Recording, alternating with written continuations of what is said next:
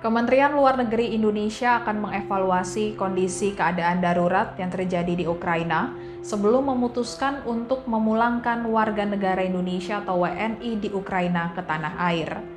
Direktur Perlindungan WNI Kementerian Luar Negeri, Juda Nugraha mengatakan, keselamatan para WNI di Ukraina saat ini menjadi prioritas. Pemerintah pusat telah melakukan koordinasi yang intensif antara KBRI Kiev untuk menjalankan rencana kontingensi yang telah ditetapkan oleh Duta Besar Republik Indonesia di Kiev.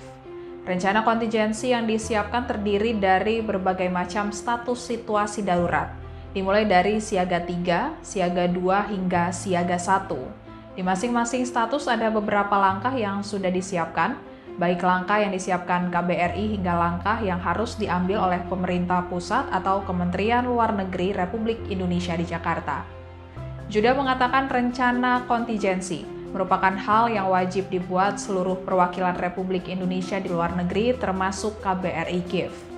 Saat ini pemerintah telah meminta warga negara Indonesia atau WNI yang ada di Ukraina untuk berkumpul di KBRI Kiev sehubungan dengan keadaan darurat yang terjadi di Ukraina.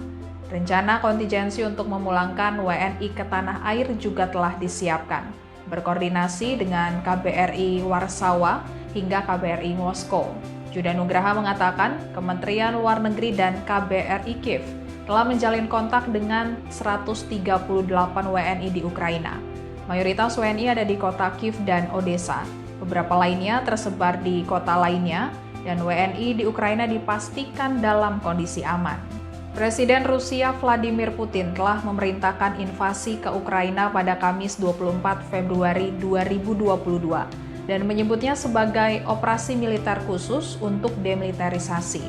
Dengan dimulainya invasi, Rusia mulai meluncurkan rudal ke langit Ukraina.